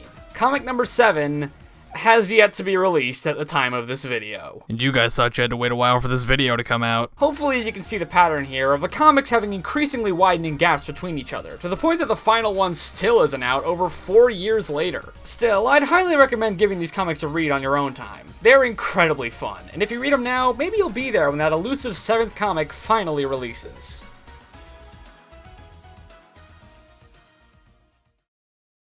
Like the previous year, the first half of 2013 was fairly quiet until the release of the Robotic Boogaloo update on May 17th. This update is notable for being the first entirely community-made update to TF2, from the items, to the short, to the comic, to even the update page. The main attraction of the update was, of course, the 57 new Robo-Cosmetics, contained within a new type of crate, the Robo-Crate. This was also the last update to include hats with item descriptions. I still miss them. While some of these cosmetics do look kinda hideous next to their vanilla counterparts, and the update itself was basically a glorified content pack in retrospect, Robotic Boogaloo still represents a pretty big step for the community, from merely contributing items and maps to updates to straight up creating official updates themselves.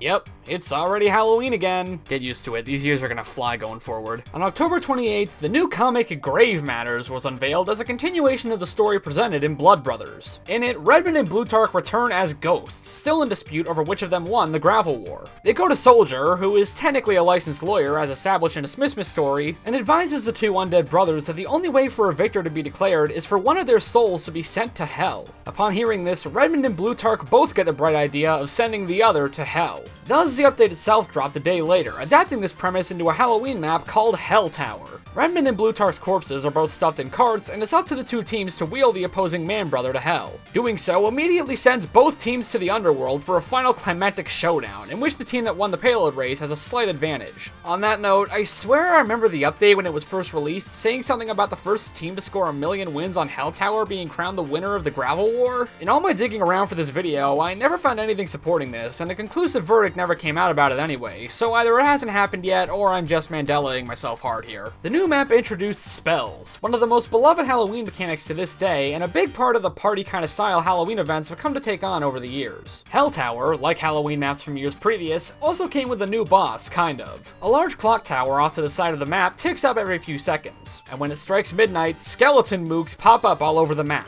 A large skeleton shows up every other time this happens, called the Skeleton King, who is literally just a big skeleton with a lot of health. Yeah, he's nowhere near as cool as the other Halloween bosses. Moving on. The update also added 8 new Hell Tower exclusive bereavements. See, that one's a little better. In non-map related news, the update added a whopping 102 new Halloween cosmetics, including more costume sets than I care to list in this video. This, to my knowledge, is an unparalleled amount of content as far as Halloween updates go. This, combined with how much it did for Halloween events in general, as well as Hell Tower just being a fun as hell map to play, makes Scream Fortress 5, in my opinion, the best Scream Fortress event TF2 has ever had.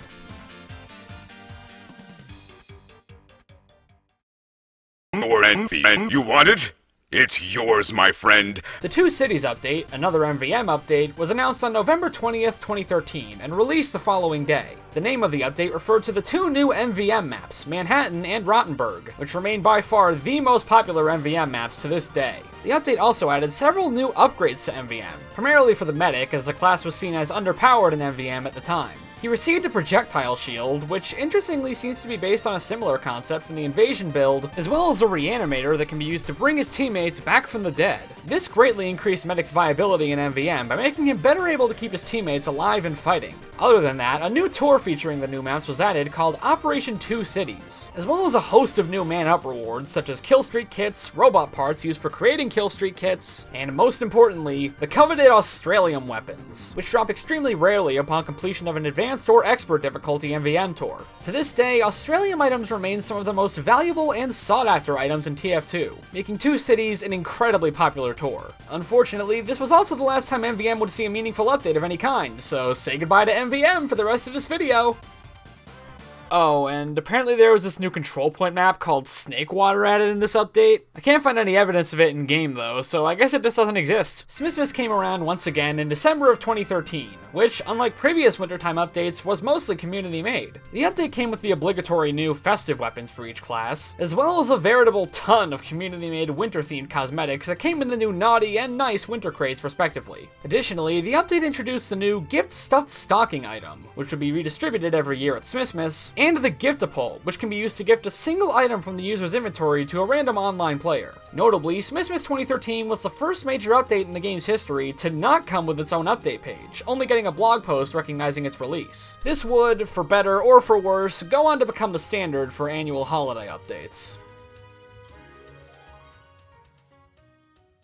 2014 was when updates to the game started becoming noticeably more few and far between. It was also when the fans were starting to become angrier with Valve due to their lack of communication, both concerning TF2 and otherwise. In what seemed to have become a bit of a tradition at this point, the start of the year was pretty quiet other than the release of a single community content pack in February. This all changed when in June of 2014, the Love and War update was suddenly announced, headed by a new 15-minute long short called Expiration Date. It involves Scout trying to court Ms. Pauling into a date, while the Mercs try to cope with the fact that, due to some lumpy bread, they now have 3 days to live. I guess respawning isn't canon to this short. I highly recommend giving this short a watch, especially since it's probably the closest we'll ever see to that canned TF2 Adult Swim show. On the first day of the update, Valve revealed a ton of new interactive taunts. These included the square dance, the flip, the skull cracker, and the ever-ubiquitous conga. I remember when this update first came out, and there were servers full of people just conging around in circles. Good times. A bunch of other non-interactive taunts were also released for every class alongside the update.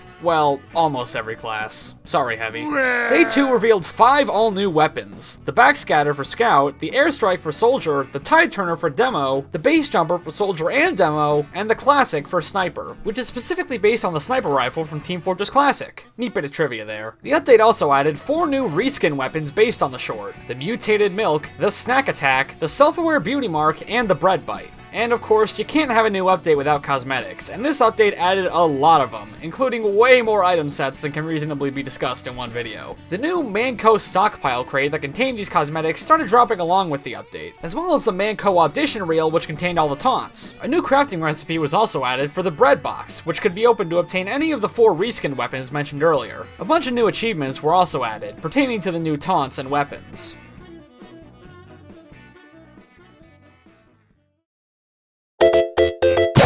Ducks. Not added as part of any specific update, the July 8th, 2014 patch introduced the Manco Beta Maps Initiative, an early access program which included the community and beta testing for unreleased maps. This would later be used to test entire game modes before their official implementation into the game, such as Manpower and Pastime. The program debuted with 2 maps, Payload Cactus Canyon, and the only map of an unreleased game mode called Robot Destruction, RD Asteroid. To this day, neither of these maps have been officially released. Fun.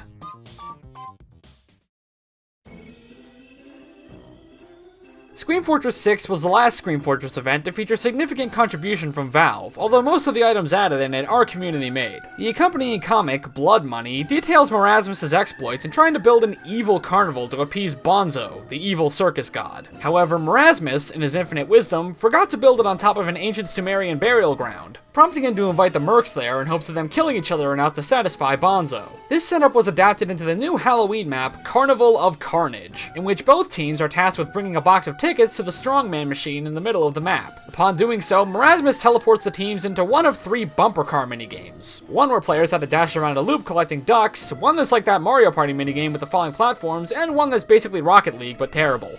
It's certainly a unique map to say the least, and I make a point of visiting it at least once every time Halloween rolls around. The map came with 6 new Marasm achievements, you're pushing your luck with that one, relating mainly to the new bumper car games, along with a milestone achievement that gives you a new reskin melee, the Necro Smasher. Another achievement, specifically for winning all 3 bumper car games, gives you a bonus Halloween gift cauldron, containing 3 random Halloween items added that year. Curiously, there are 3 cosmetic items that appear to have been planned for this update, but weren't a part of it. These were specifically part of the Dell in a Shell set, yes, look on in horror, which wouldn't be added until years later in Scream Fortress 10. The reason for it being dropped from this update is unclear.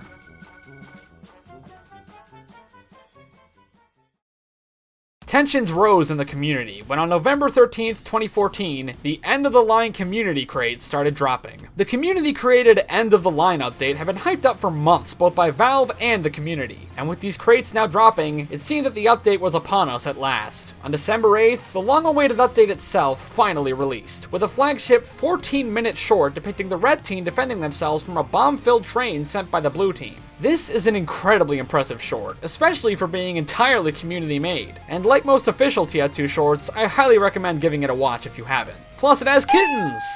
So, what did this legendary update actually include? A bunch of cosmetics, a reskinned melee, a taunt for the pyro, and a whole lot of ducks. Yay! Yeah, this update was kind of a letdown, and it went over about as well as a wet fart because of it. What's funny is that the update was planned to have a lot more content, including the community map Snowplow, which is based on the short. However, it was cut by Valve for being too confusing for new players. Needless to say, gutting so much content from an already scant update for such a flimsy reason didn't sit well with most TF2 fans, leading to the claim too confusing for new players becoming a bit of a meme in the community sense. Some of this cut content would be reinstated as part of later updates, but by then, the damage had already been done. End of the Line was an unadulterated hype train disaster, and in the eyes of many, fittingly represented the beginning of the end for TF2. Smithmas arrived only a few weeks later, and somehow it managed to add more content than End of the Line did. Okay, I'll stop. Like the previous year, Smithmas 2014 contained mostly community-created cosmetics along with the obligatory festive weapons and crates. However, it also came with 3 new community weapons: the Iron Bomber and Quickie Bomb Launcher for demo, and the multi-class Panic Attack, which has been reworked so many times I don't even know what it does anymore. This update also introduced a new beta game mode called Manpower, a wilder take on Capture the Flag, which includes power-ups and even a grappling hook. 2 existing maps, Foundry and Gorge, were converted to Manpower maps for this update. Curiously, the mode was heavily inspired by another popular Quake mod called 3-Wave CTF. Funny how it all comes full circle like that. 2015 opened with nothing. Seriously, the game didn't even get a content pack this year. Then on July 2nd of 2015, a new comic was released titled The Contract, in which Miss Pauling tries to get Saxton Hale to sell her some new weapons so she can give the mercs additional incentive to work. Hale refuses, prompting Pauling to instead steal Manco's fanciest weapons to use as payment for the mercs. This setup leads directly into the Gunmetal update, which released the same day as the comic in question. Chiefly, the update introduced contracts, a new system of map, class, or weapon-specific objectives that reward the player with items. For a one-time payment of $5.99, of course. These rewards came in the form of the new update-specific weapon skins, which Gunmetal introduced the first 4 series of. The update also implemented a new tiering system for weapon skins and cosmetics, introducing the first tiered cosmetics a month later in the Gunmetal cosmetic case. This was also the update that added the funny banana hat. I just thought I'd mention that. Along with the first weapon skins came the first weapons cases, which could be opened with gunmetal keys. 2 new community taunts were also added in this update: the box trot for Spy and the proletariat pose down for Heavy, along with a new interactive taunt in line with the conga, the Kazatsky kick. The update also added 3 new community maps: Sweden, Borneo, and Snowplow, along with Powerhouse, a Valve map which had apparently been sitting on some intern's hard drive since 2007, but was never actually finished until this update. This map has a surprising amount of unused level design that would have changed the layout of the area a ton, which AC Oak Arena Maker goes into a lot more detail on in his video about Powerhouse. I'll link it in the description for anyone who's interested. Finally, Gunmetal teased official competitive matchmaking for the first time with the competitive matchmaking beta, which was only accessible to people who owned a competitive matchmaking beta pass. Competitive would remain in beta for about a year before being open to the public in 2016's Meet Your Match update, but more on that when we get to it. Things were quiet again for a while, until October of 2015, when the aliens came to TF2.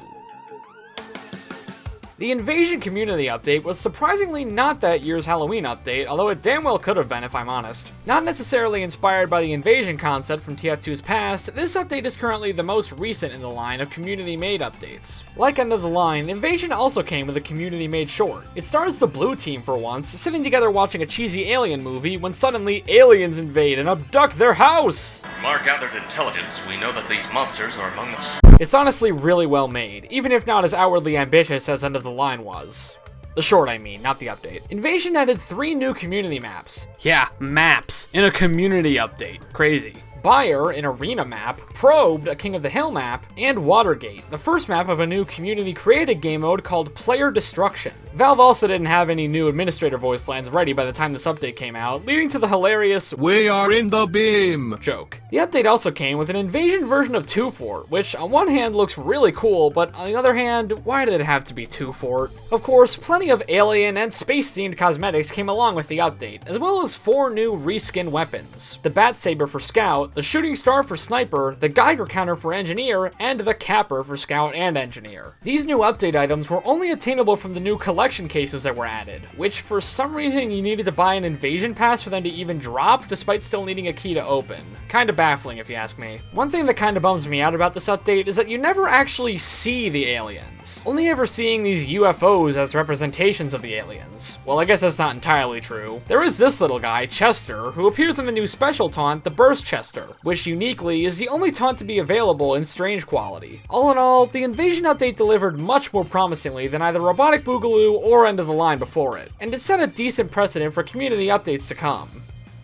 If I had one! Scream Fortress 7 came out later that month on October 28th, and was the last Scream Fortress update to come with a new comic. This one, titled Gargoyles and Gravel, features the red team playing D&D with Miss Pauling. Okay, it's not literally D&D, but you get it. When Marasmus knocks on their door, once again demanding souls, this time for his new Soul Gargoyle. To this end, he summons the spirits of every previous Halloween event, a challenge which the red team begrudgingly accepts. It also introduces this little pumpkin guy, who later appeared on the community map Bloodwater in Scream Fortress 12, but I'm getting ahead of myself again. Much like in the comic, Scream Fortress 7 was defined less by any sort of new content and more as a celebration of Halloween events past. Every map and feature from every previous Halloween update was brought back for this event, in what would come to be the standard for future Scream Fortress events, which I'm incredibly thankful for. You have no idea how hard it was to get the Abominomicon way back in the day. Ugh. This was also the update that added a truce to Monoculus and Marasmus' boss fights, preventing players from killing each other or capping the point while the boss is active. This isn't as much of a problem on Ioduct, which only has the standard 3-minute cap time, but it's absolutely miserable on Ghost Fort, because some genius at Valve decided to make the cap time 7 minutes. Ugh.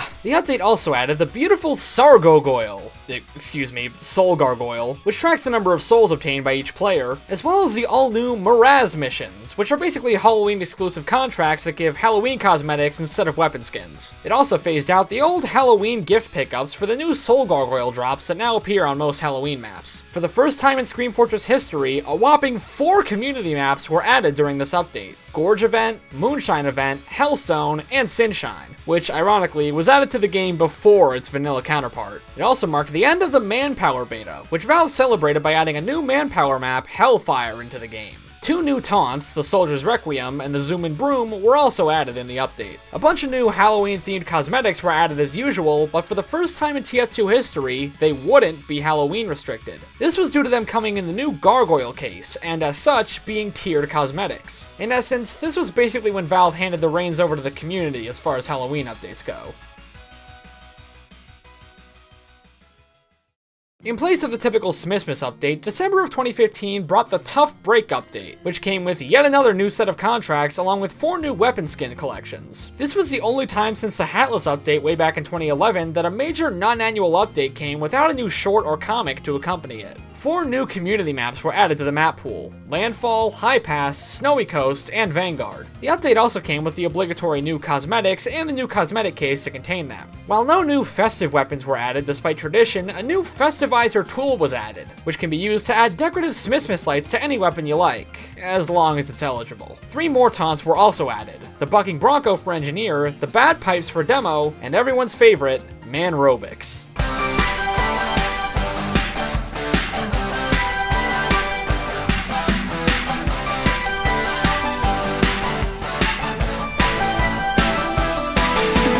Tough Break also came with an absolute ton of weapon and class changes. Seriously, look at this! How am I supposed to talk about all this? Alright, I won't. 2016 was a rocky year for the game, to say the least, in no small part thanks to the one non-annual major update released that year, Meet Your Match. This was the update that not only added the long-awaited competitive mode, but also completely overhauled the main menu and matchmaking system in its entirety. Gone was the quick play system of old, replaced instead with the new casual mode, which offered the option to select specific maps to play on and the ability to join and create parties of up to 6 people. This made playing with friends in general much easier, which is appreciated as someone who really got into playing with friends in this update. However, there were some sketchy limitations. Casual matchmaking, as handy as it was, could only be used to connect to Valve servers, unlike the old Quick Play, which could find both official and community servers. And what's more, Team Scramble was completely removed from official servers, both as a mechanic and as a voting option. This, along with auto balance being either voluntary or completely disabled for the next several years, led to an abundance of unbalanced games and steamrolls, which the game still suffers from to this day. It doesn't help that casual mode had a pretty lousy launch. For about the first week of the update, you couldn't actually choose the maps you wanted to play, only the game modes. On top of that, vote kicking for some reason just didn't exist in casual for a time, having to be added back in a patch a week later. And then there was the plethora of issues with games just not getting any players despite having open slots. It was a mess. Casual was immediately met with lukewarm reception as an alternative to quick play, and unfortunately competitive was kind of a complete joke, and has been ever since its release. There are no class limits, no weapon bans, and players are restricted to a predetermined map list that's honestly kinda suspect. One player leaving prematurely or failing to connect meant the entire game being called off, which has only been somewhat remedied since with bots. Combined with the fact that the mode's barely improved at all since launch, and it's no wonder nobody plays this absolute desert of a mode these days. But hey, at least they added pastime, right? Right? So, the launch of Meet Your Match was a bit of a disaster, but lucky for the boys at Valve, they still had an ace up their sleeve, as for the first time since the War update, a new in-game competition was underway known as Meet vs. Match. As depicted in the new comic, The Showdown, the Heavy and the Pyro were in competition to see which of them would be getting some new weaponry in the next update. Upon starting up the game, players would pick a side, Heavy or Pyro, and every point they scored for the duration of the update would count for their side. This competition ran from July 2nd to August 14th. Upon which the Pyro was announced as the victor, confirming them as the star of the next major update, while Heavy was left in the dust yet again. Other than that, not a lot was really added in this update. We got 3 new community maps, Metalworks, Swiftwater, and Sunshine. We got a few new cosmetics, most of which having to do with the new pastime mode. We got a few new taunts, including the Foobar fanfare, which incidentally accurately describes how most people saw this update. Meet Your Match is without a doubt the most controversial update the game has ever seen, mainly for how it needlessly overhauled the way people play the game. What, I ask, was wrong with quick play? I mean, did the game really need all this? It's because of this that Meet Your Match also had the most mixed reception of any TF2 update. And I mean mixed in the PR sense that most people actually hated it. But still, the fanbase just had to live with what had been done, as they waited for the next major update. Scream Fortress 8 came along in the meantime, but sadly, it didn't do much to fill the void. No comic this time, just an update full of community maps, cosmetics, taunts, and unusual effects. It was also basically a carbon copy of 2015's Scream Fortress event, from the theme to the assets to the recycled Miraz missions. Although this update did add the notorious Unusualifier item, which caused the value of unusual taunts to absolutely plummet in the years since. Thanks, Scream Fortress 8. Thanks a lot.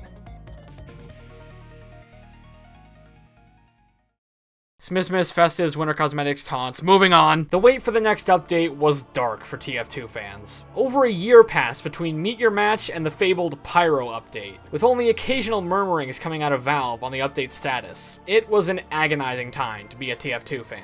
People starved. People died of thirst. People started to worry that their favorite war-themed hat simulator might finally be on its last legs after all. But then, after a 15-month-long wait, it happened. A pulse, a sign of life, something to finally look forward to. On October 16th, 2017, the TF2 fanbase collectively rejoiced as the Jungle Inferno update was announced. The announcement came with the release of a kick-ass new short in which the Red Team attempts to hunt down a runaway Yeti from Saxton Hale's Yeti Park, featuring the first 3D appearance of the man himself, Saxton Hale. Please let there be pants, please let there be pants, please let there be pants, please let there be pants. Dick! In the end, Saxton kills the Yeti, only to realize that there are no more Yetis left on Earth. Where am I gonna find a group of lunatics willing to come all this way just to fight? To fight each other.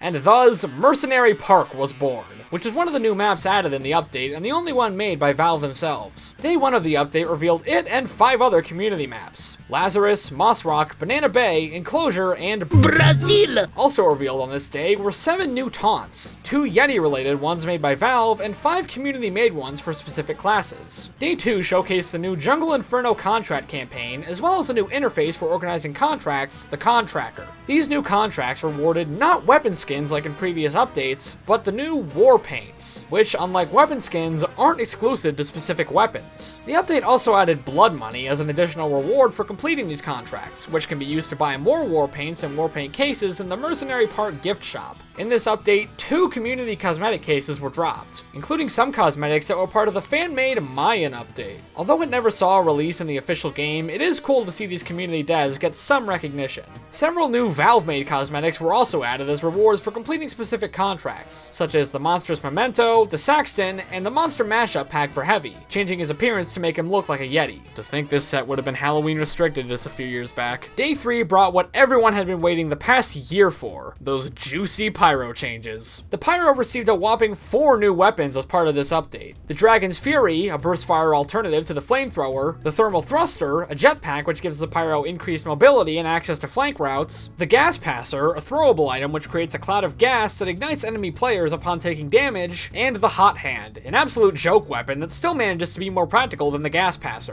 Pyro's flamethrower also received some much needed changes, making its flame particles generally more consistent, and reworking its air blast to now send opponents in the direction the Pyro is facing, and not at an awkward diagonal angle. Despite the heavy losing meat versus match, he did receive a new lunchbox item that was arguably better than any of the new weapons Pyro got, which is kind of hilarious to be honest. Day 4 revealed several miscellaneous changes, as well as the news that Jungle Inferno would be delayed by an extra day for additional stress testing. But when the day finally came, October 20th, 2017, the Jungle Inferno update dropped, and there was much rejoicing. The update was a pretty huge step up from its predecessors. It wasn't perfect, and some of the new maps were kinda bad, but it at least didn't fundamentally break the game like some updates did. About a week later, 2017's Scream Fortress event began. It didn't really add anything aside from Halloween packages as rewards from Miraz missions, but still, it was appreciated to have the game's biggest annual event coincide with one of its biggest updates in years. Smithmas also came a few months later, adding a bunch of new cosmetics, war paints, and taunts, including my favorite, the Surgeon Squeeze Box.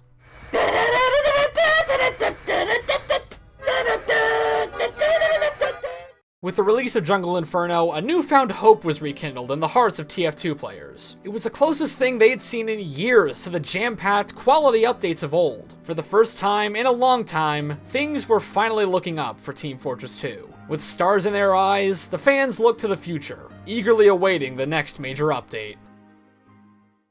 As of the making of this video, Jungle Inferno is the most recent, non-annual major update to Team Fortress 2.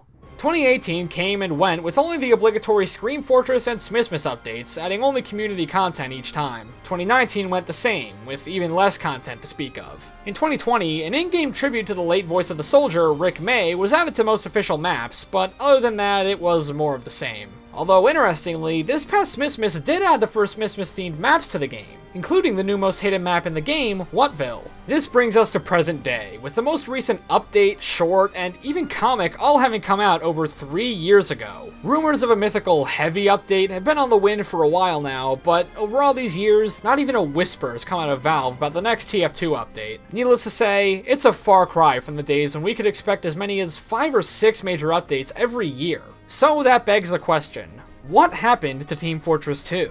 Well, there are a couple of theories for that. It's often said that the desks at Valve have wheels, meaning that the employees who work at Valve are free to jump between projects as they see fit. Now, if you're an employee at Valve, one of the most prestigious companies in the video game industry, would you rather work on newly emergent technologies such as VR, or even just a new game period, or a 13-year-old hat simulator with some of the most infamous spaghetti code in the entire industry? Indeed, the most plausible explanation, to me at least, for TF2's lack of support in recent years is that most people who work at Valve just don't want to work on TF2 anymore. And who can blame them? There are other theories, including that Half-Life Alyx took up most of Valve's attention in recent years, which would certainly line up timeline-wise, but by now I think you get the point. Team Fortress 2 just isn't a priority for Valve right now, and the only people still working on it are a passionate few who continue to support it out of love for the game. I'm not here to lament the state of the game, and I'm even optimistic that we could see the next update sooner rather than later now that Half-Life Alyx is out, but at the same time, I wouldn't be surprised to see the next major update end up being our last. So TF2 is in its autumn years, and realistically speaking, it has been for a while now. But that doesn't mean we have to act like the game's dead. Hell, if the TF2 fanbase needed support to continue to love their favorite game, it wouldn't still be in the top 10 most played Steam games to this day. It's telling to me that even despite the lack of attention the game's gotten in recent years, it is still among the highest grossing games on Steam. Even if the game does die, the cultural impact of TF2 in the gaming sphere is frankly unquantifiable, to the point that I'd honestly call it one of the most iconic video games ever made. People will continue to share the shorts and make memes and fan art of the characters long after they stop playing it, and in that sense, the game will never truly die. TF2 is a shining example of a game kept alive by its community. No, scratch that. They are the game at this point. It's my favorite game of all time, and hell if I need constant updates to keep me interested. So, let's keep enjoying Team Fortress 2. It's still got a good few years ahead of it after all. Let's continue celebrating its characters and its gameplay and its unique art direction until the robots finally win. And if Valve won't give the game the love it so desperately deserves, well, we'll just have to keep doing it ourselves.